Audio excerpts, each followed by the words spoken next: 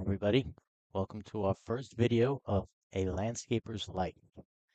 It's a little collection, little project I was thinking about doing of organized system in my mind here for this. We're going to start with some pros and cons of owning your own business, and then whatever comes along, we're going to be putting up. I have some ideas for some other businesses. I know a big one that I see a lot of questions about on some landscaping forums is pricing.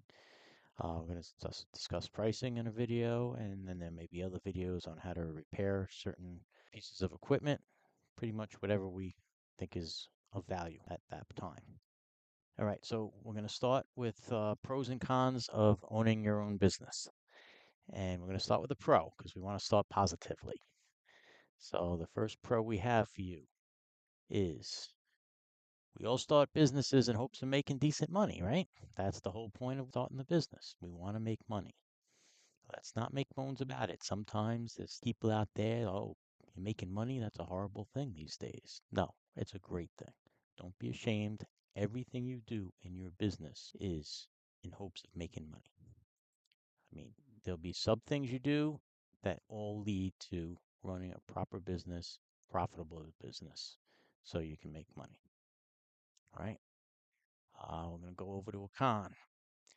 Speaking of money, there's a high financial risk when you first start out.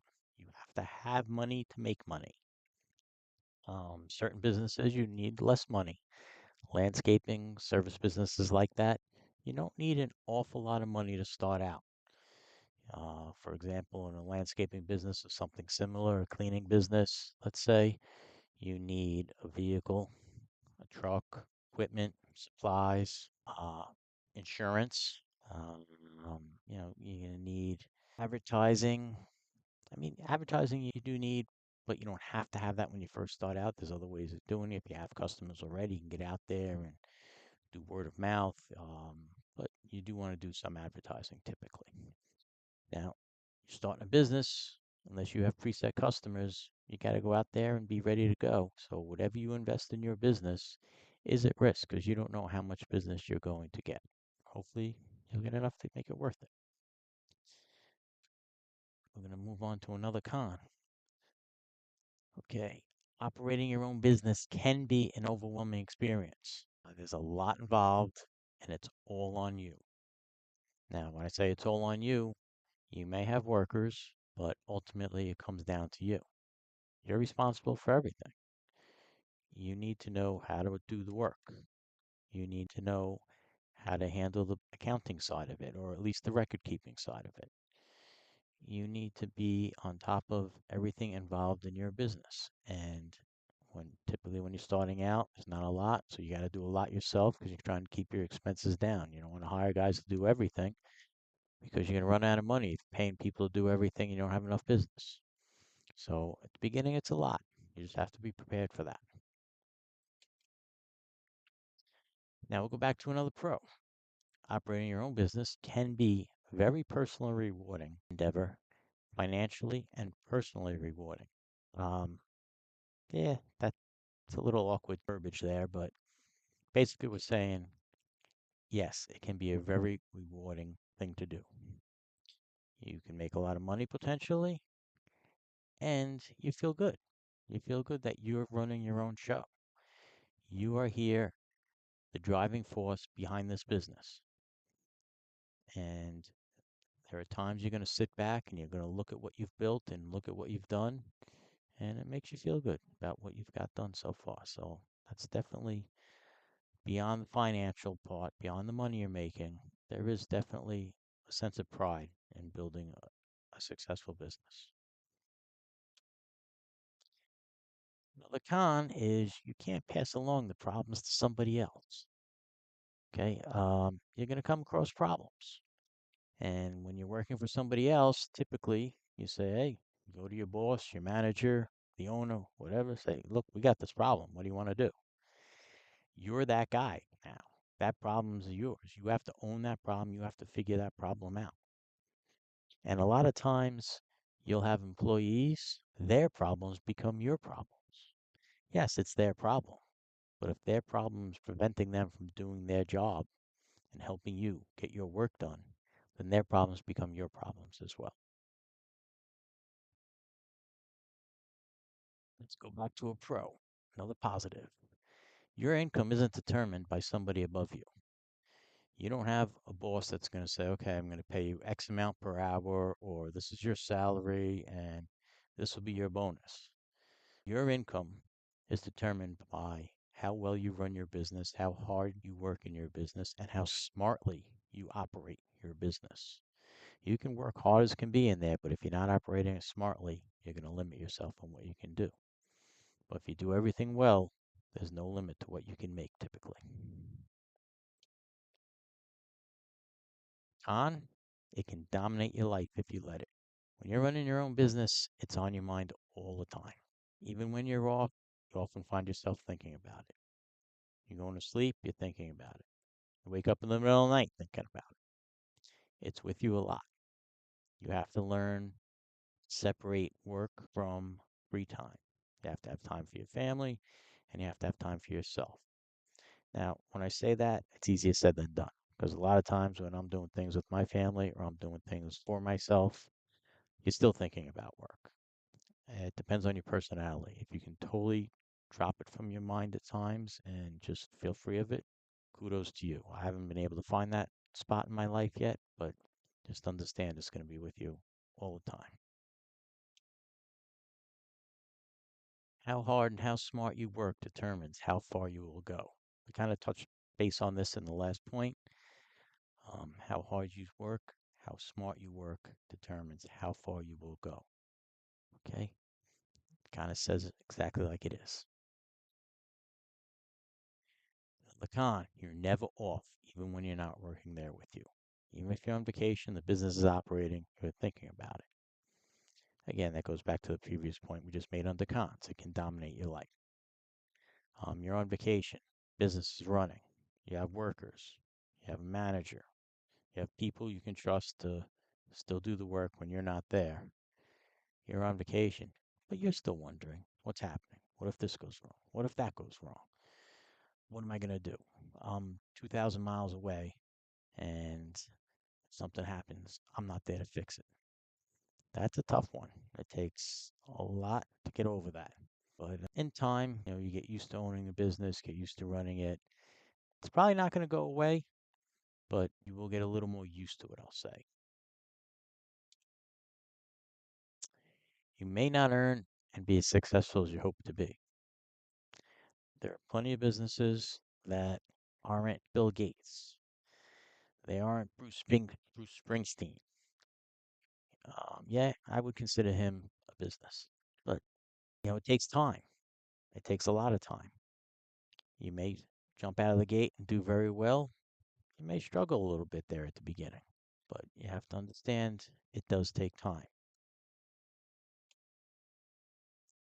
In addition to your income you make operating the business, you should always focus on building the value of the business itself for the purpose of the possibility of someday selling it. All right, this is very important. A lot of people don't look at this and consider this. And I'm going to speak a little bit about landscaping in particular because it really drives me crazy. I go on these landscaping forums and landscaping groups, and you see landscapers asking, well, I have this business, what's it worth? And you hear other landscapers say, oh, your business isn't worth anything. You don't have signed contracts, your business isn't worth anything. Why are you raining down on another person's business? Don't you want your business to have some sort of value? If we're not going to build each other up, then who is going to? And another thing is, this comment I see all the time about if you don't have contracts, your business isn't worth anything. Can somebody please show me a business that has contractual customers? Businesses are bought and sold all the time, and nobody, as far as I know, or very little people, have customers that are obligated to go to them. So you're also making money running your business. You should be paying yourself a salary. The business itself should have a return on it over and above what your salary is. And then the business itself should have value, an exit strategy. When you sell it, you should be able to sell it and make further money. You should be able to sell the business for a decent amount of money. Depending upon how well you do, you may be better off finding a job elsewhere. Now, you really have to look in a business and say, how much can I make versus how much can I make working for somebody else? Now, let's just throw out some examples. If you're making $75,000 in your own business, you might be able to get a job making $75,000 and you don't have all the mental stress. You don't have all the extra things that go along with owning your own business. You may also have all the benefits that come with working for somebody else. It may have benefits. You have no benefits when you start your own business. Okay. You want to take a day off, you don't go out there, you're not getting paid. When you work with somebody else, you take a day off, you very well may get paid for that day off. Right? You may have health benefits for you and maybe for your family. There are a lot of benefits that come with working for somebody else. So think about that. If you're not going to make over and above what you can make working for somebody else, you may not want to start your own business. But of course, there's one thing that we all can't value, and it depends on the person, is what is that value of running your own show? That you have to answer for yourself. If the numbers are similar between working for yourself and working for somebody else, but running your own show gives you that much joy, that much fulfillment, well, that might make it worth it right there and then for you. That's a personal decision. One other con is it can turn something that you enjoy into a burden. A lot of people start businesses based on something they want to do. You always hear follow your passion, follow your passion. You really enjoy doing this. Make a business out of it. Now all of a sudden that thing that you really enjoyed, that thing that you were so passionate about, something you have to do. Something you have to do every day. You have to deal with all the extras that come with it to make sure it happens properly. So over time, maybe all of a sudden that thing that you always enjoyed doing, well, you don't enjoy it so much anymore because now it's something you have to do and you're working hard at it and you're dealing with all the other factors that come into play with it as well. Let's go back to a positive. It gives you the opportunity to build a business around something you generally enjoy or and are passionate about.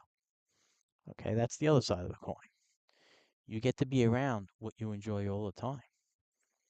Let's just say you're choosing a business like physical fitness, right? You're a fitness buff. You like to run, you like to go to the gym, but you have a job you have to do. So you got to squeeze in time to get that done.